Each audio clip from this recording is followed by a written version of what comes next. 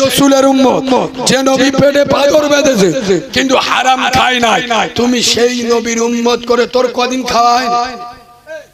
তুই হারাম মাল খেলি। খোদার কসম দুটো পায়ে ধরে বলে যাচ্ছি, মুখে বলবেন উম্মতে মুহাম্মাদি, মুখে বলবেন আমি ঈমানদার। কোরআন বলছে ইয়া আইয়ুহাল্লাযীনা আমানুত্তাকুল্লাহ, হে ঈমানদারেরা আল্লাহকে দেখে ভয় করো। আল্লাহকে ভয় করবে কারা? তারা ঈমানদার যারা। আমরা কারা? আমরা বলি ঈমানদার। তাই ঈমানদার যদি হলে বন্দোলনের মানলে রোজার ইফতারি কি করে করল? ঈমানদার কে? আমি গ্রুপ লোন করবে কে? আমার বউ হেভি দেখতে আল্লাহর কি কুইজে শাড়ি পরে নাভি বার করে পোল্ট্রি মুরগির মতো থপাত করে অফিসারের কোলের ওপর বসবে, এরা নাকি ঈমানদার? আল্লাহর কোরআন বলছে ইয়া আইয়ুহাল্লাযীনা আমানুত্তাকুল্লাহ, ঈমানদার হলো তারা আল্লাহকে ভয় করবে। যারা আল্লাহকে যারা ভয় করবে, খোদার ঘরে মসজিদে যাবে তারা ঈমানদার হবে। তারা খোদার ভয়ে হাত থেকে মদের গেলা ছেড়েছে যারা, ঈমানদার হলো তারা। খোদার ভয়ে নিজের বাম্মাকে সুন্দর ব্যবহার দিয়ে জান্নাত কামিয়েছে যারা, ঈমানদার হলো তারা। খালি মুখে ঈমানদার দাবি করবে। এ বাবু, খোদার কসম আমার রসুলের সামনে কোন মুখে দাঁড়াবেন? আমি নবীর মেম্বারে বসে বলছি। একদিন রসুলুল্লাহ বলছে আয়েশা, আম্মা জান আয়েশা হুজুর রসুলুল্লাহকে বলছে হুজুর কিয়ামতের পরিস্থিতি কিরকম? তো নবীজি বলছে আয়েশা আয়েশা কিয়ামতের পরিস্থিতি কঠিন ভয়ঙ্কর। আম্মা জান আয়েশা হুজুর বলছে হুজুর কেমন ভয়ঙ্কর হবে? নবী বলছে আয়েশা তোমার একটা স্যাম্পল বলে দিচ্ছি। মুসা নবীর নাম শুনেছো? মুসার মতো নবী যার উপরে তাওরাত কিতাব অবতীর্ণ হয়েছে, সুবহানাল্লাহ বলো। যে নবীর নিজের ভাই হারুন নবী আলাইহিস সালাতু ওয়াস সালাম তৃতীয় নবী, সুবহানাল্লাহ বলো। যে মুসা নবীকে বলা হতো কালিমুল্লাহ, মানে আল্লাহর সাথে কথা বলতে পারতেন, সেই মুসার মতো নবী রাসূলুল্লাহ আয়েশাকে বলছে আয়েশা আয়েশা মুসার মতো নবী কিয়ামতের দিন আরশ আজিমের খুঁটিটা জড়িয়ে আল্লাহর কাছে বলবে আল্লাহ ও আল্লাহ আমার মার সাথে আমি দেখা করতে চাই না, আমার বোনকে দেখতে চাই না, আল্লাহ এই কঠিন পরিস্থিতিতে আমাকে বাঁচাও। হে মিনাকার মুসলমান, একবার চিন্তা করে দেখো সেদিন ভয়ঙ্কর কোন জায়গায় দাঁড়াবে। আরে ইব্রাহিম খলিলুল্লাহর মতো নবী, যিনি জাতের পিতা, ইব্রাহিমের মতো নবী বলবেন আল্লাহ আমার বাপের সাথে কি ব্যবহার করবে জানি না, আমাকে বাঁচিয়ে নাও।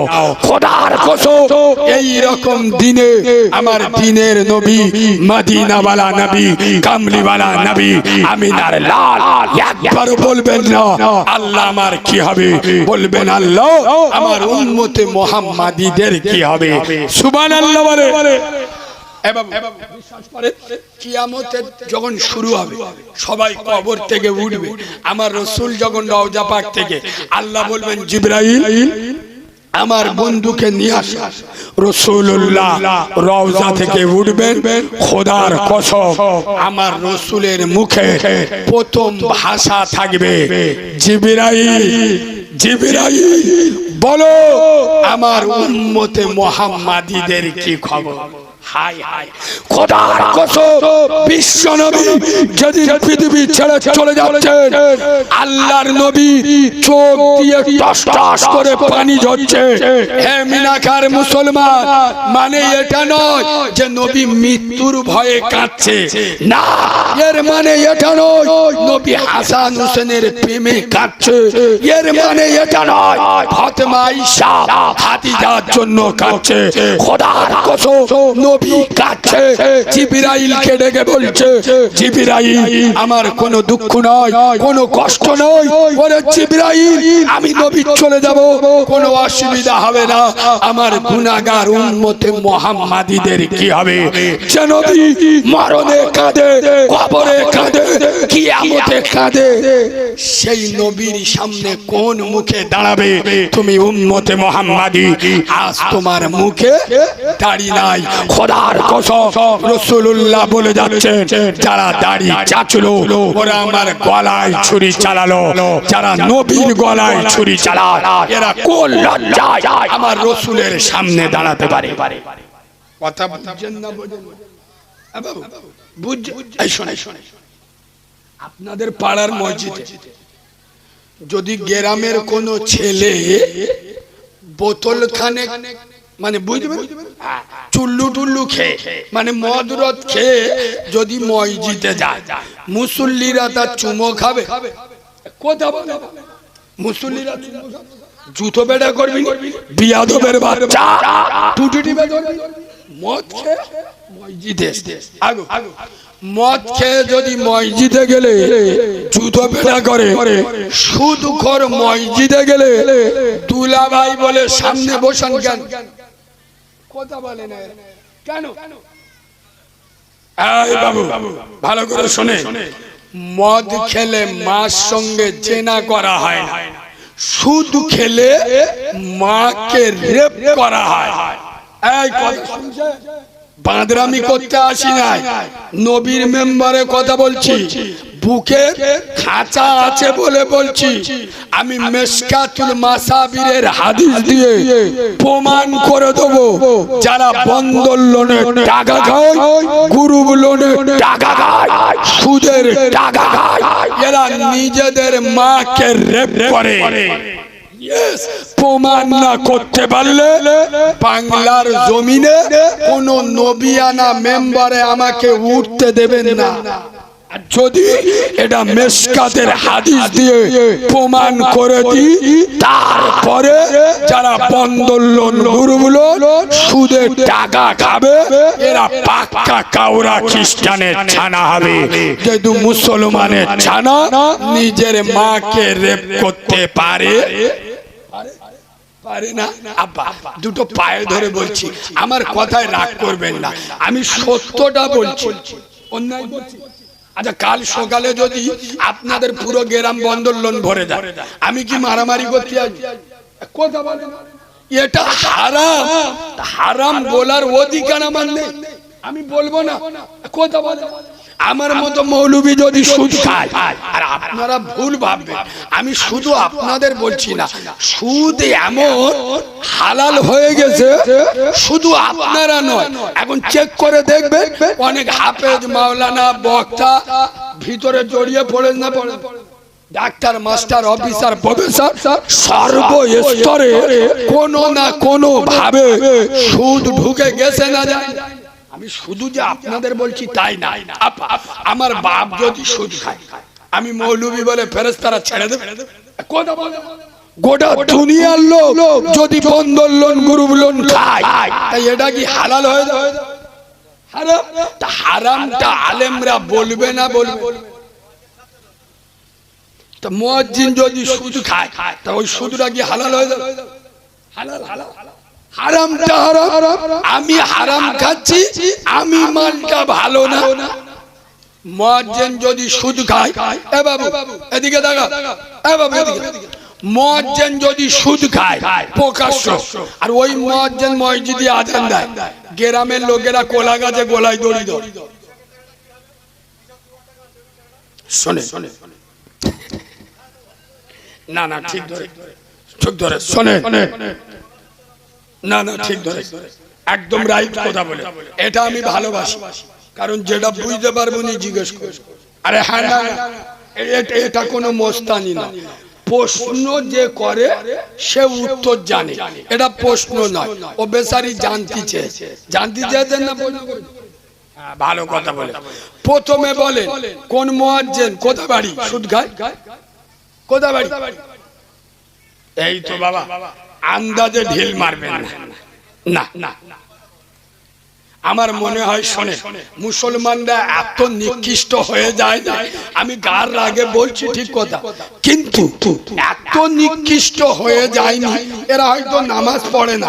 এই এখানে যত লোক আছে সবাই নামাজ পড়ে, কিন্তু এখানে বয়স কেন কেন জলসা দিনের আলেমদের কাছে। তার মানে কি এর ভিতরে ঈমান আছে, এর ভিতরে কিন্তু আমি রেগে যাই অন্য কারণে, আমি বুঝিয়ে বলি কেন ভালো করে। আপনি নামাজ পড়েননি, নামাজ না পড়লে আপনি বেঈমান হয়ে যাবেন না। আমি ফতোয়াবাজি মৌলভী সাহেব নয়, ভালো করে শুনুন। আপনি নামাজ না পড়লে বেঈমান হয়ে যাবেন না। শুক্রবার মসজিদে গিয়েছে, গিয়ে বলুন আল্লাহ আমি গরিব মানুষ আল্লাহ, আর আমি তো সারা হপ্তাহ নামাজ পড়িনি, এটা আমি ভুল করি, নামাজ পড়িছি ভুল করেছে আল্লাহ, এটা আমি অন্যায় করি, এটা আমি অপরাধ করি আল্লাহ, তুই মাফ করে দিস আল্লাহ। আল্লাহ আমি ছাড়া তোমার বান্দার অভাব নেই, কিন্তু তুমি ছাড়া আমার রব বলে ডাকারা কেউ নেই আল্লাহ। আমি তো ভুল করি, অন্যায় করি, আমি তোর কাছে ক্ষমা চাচ্ছি আল্লাহ, তুই মাফ করে দে। খোদার কসম নবীর মেম্বারে বসে বলছি মাফ পাবে। কি পাবে? মাফ পাবে। হ্যাঁ, যদি বলে নামাজ পড়ে কি হবে, খ্রিস্টানের খাতায় নাম উঠে দেবে। কথা বুঝছেন না বোঝেন না? বুঝতে পারছেন না? ভুল করেছে মাপ চা। আল্লাহ বলতে যাই দেখে তুই তো মানুষ মানে ভুল করবে, ভুল মানুষ করে, ফেরেশতা করে না। আল্লাহ বলছে মানুষ, মিনাখার মানুষেরা তুই কি ভুল করবি? তোর বাপ জান্নাতে ভুল করেছে, তা তোরা দুনিয়ায় ভুল করবি না? আমাদের বাপকে আদম নবী ভুল করেন কোথায়? জান্নাতে।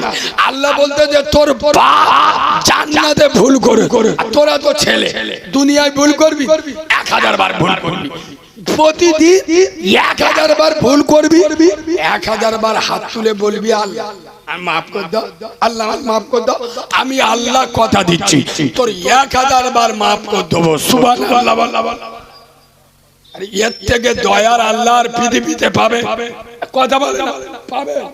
এই বাবু, যে ভুল করে সে মানুষ, তবে যে মালটা ভুলের উপরে স্থির থাকে, ভুলের উপরে স্থির থাকে, মানে এক ভুল বারবার করে, ও মালটা হলো শয়তান। আমার কথা বোঝাতে পারছি না? ভুল করে মানুষ, ফেরেশতা নয়। আর ভুলের উপরে স্থির থাকে শয়তান, মানুষ। কারণ মানুষ হলে ভুল করবে, অন্যায় করবে, আল্লাহর কাছে মাপ চাইবে, আমার আল্লাহ মাফ করে দেবে। আল্লাহ বললেন লা তাকনাতু মির রাহমাতিল্লাহ ইন্নাল্লাহা ইয়াগফিরুয যুনুবা জামিআ ইন্নাহু হুয়াল গফুরুর রহিম। হে বিনাকার মুসলমান, তোর গুনাহ যদি হয় পার পরিমাণ, তোর গুনাহ যদি হয় মাথার চুলের পরিমাণ, তোর গুনাহ যদি হয় সাগরের ফেনার পরিমাণ, আমি আল্লাহ আমার রহমত হলো আসমান এবং জমিন পরিমাণ। ইয়া আইয়ুহাল্লাযীনা আমানু তুবু ইলাল্লাহি তাওবাতান নাসুহা। আমার গুনাহগার বান্দা, আমার পাপী বান্দা, ও যখন আমার মসজিদে এসে একবার আমাকে আল্লাহ বলে ডেকে নেয়, মাবুদ বলে স্বীকার করে নেয়, একজন মা যেরকম হারানো সন্তান ফিরে পেলে তার আদরের আঁচলে ঢেকে নেয়, আমি আল্লাহ আমার রহমতের আঁচলে ঢেকে আমার কুদরতি কোলে তুলে নেব। সুবহানাল্লাহ। তবে আরেকটা কথা আপনাদের না বললে আপনাদের সঙ্গে বেঈমানি করা হবে। কথাটা একটু তেতো মতো বলবো, সবাই মিলে বলেন। বলবো শোনে। এখানে আমি এটা তুলে ধরছি এই কারণে, হুকুকুল্লাহ আর হুকুকুল ইবাদ, যদি কেউ আল্লাহর হক মেরে খায়, কার হক?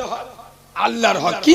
নামাজ, রোজা, হজ, যাকাত, এগুলো যদি না করে আল্লাহর দয়ার শরীর তো একবার সুবহানাল্লাহ বলো না। 99টা মায়ের ভালোবাসায় একদিকে, আল্লাহর ভালোবাসায় একদিকে। কার ভালোবাসা বেশি? আল্লাহ। আল্লাহ বোঝাই দা, তুই নামাজ পড়ি না, তুই একবার সুবহানাল্লাহ বলেছিলি, আমার খুব পছন্দ হয়ে যাবে। তোর ওই সুবহানাল্লাহ এত আমি খুশি হয়েছি, তোর নামাজের গুনাহ মাফ করে দিই। সুবহানাল্লাহ। কথা বুঝছেন না? বুঝছেন না? আল্লাহ বলছে আমার হক যদি বান্দা ফাঁকি দেয়, আমি ইচ্ছা করলে মাফ করে দেব।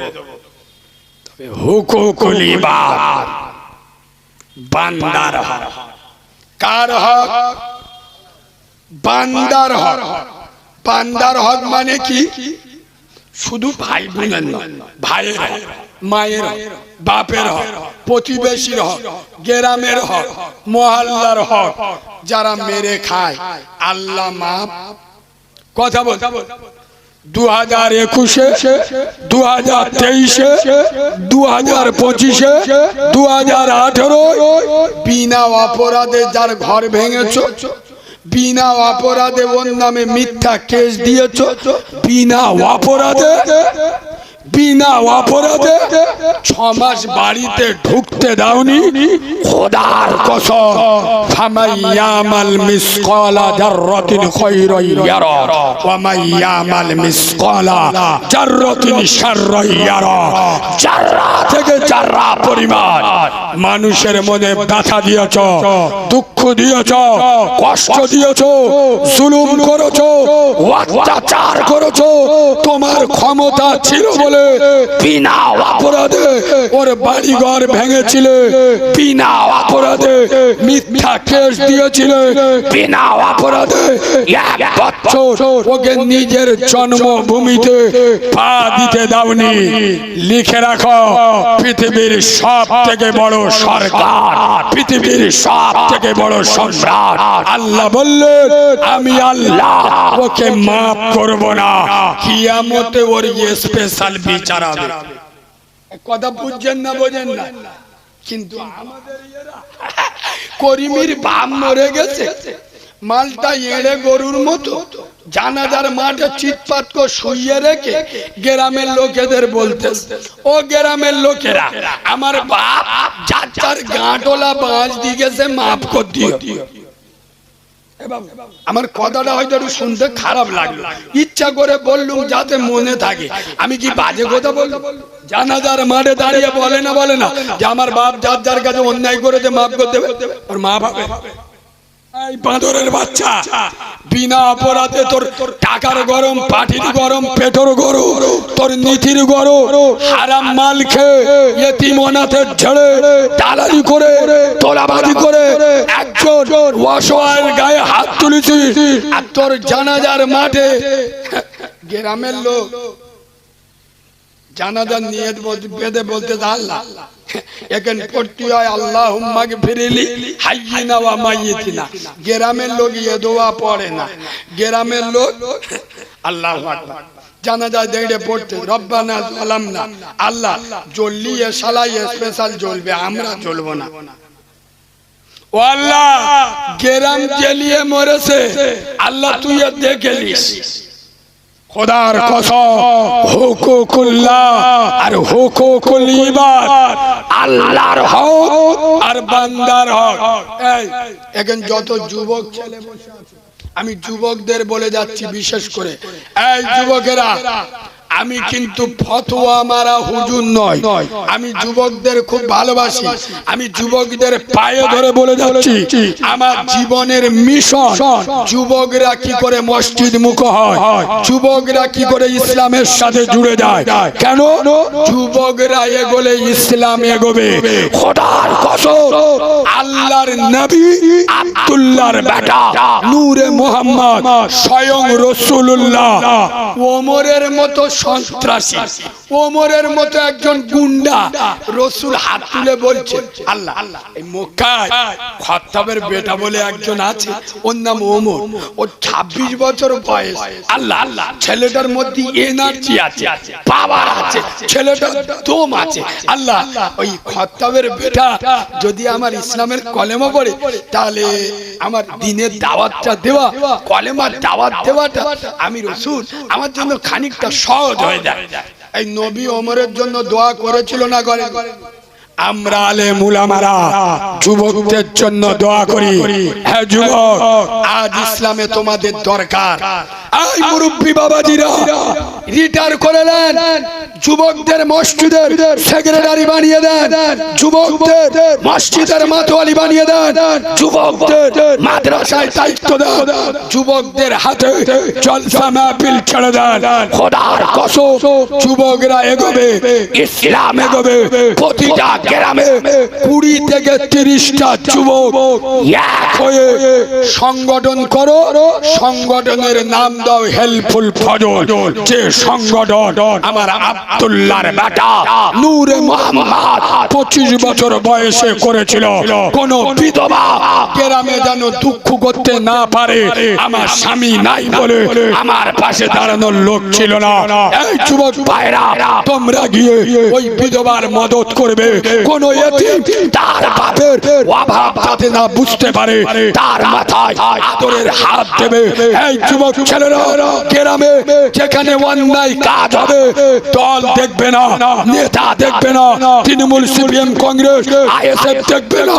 তোমরা অরাজনৈতিক ব্যানারে যেখানে অন্যায় হবে বাবাকেও ছেড়ে দেবে না। খোদার কসম এটা পারবে। যদি গ্রাম থেকে তোলাবাজি রুখতে চান, অন্যায় রুখতে চান, জুলুম রুখতে চান, এতিম অনাথের মাল যারা ঝেড়ে খায়, বিধবার মাল কেড়ে খায়, এগুলো যদি বন্ধ করতে চান, যুবকদের এগিয়ে আসতে হবে। যুবকদের এক প্ল্যাটফর্মে দাঁড়িয়ে 5 ওয়াক্ত নামাজ পড়ে আমার নবীর সংগঠন মজবুত করে করতে হবে। যুবকরা এগোলে ইসলাম কথা বলেন। আমি যে সাজেশনটা দিলাম খুব খারাপ কথা বললাম? বললাম এই যুবক ভাইরা, তোমরা নিজেদের ছোট মনে করবেন না, তোমরা সব থেকে ভালো। কেন এত বড় দাড়ি রেখে খালি নামাজ পড়লে হবে? বাম্মার ভাত দিতে হবে। শোনে এই যুবক ভাইরা, তোমার মাথায় টুপি নেই, আজকে টুপি নেই, কোনো অসুবিধা নেই, চলে এসো ইনশাআল্লাহ। কালকে আল্লাহ চাইলে তোর মাথায় টুপি হবে। এই যুবক ভাইরা, তোর মুখে দাড়ি নাই, কোনো অসুবিধা নেই।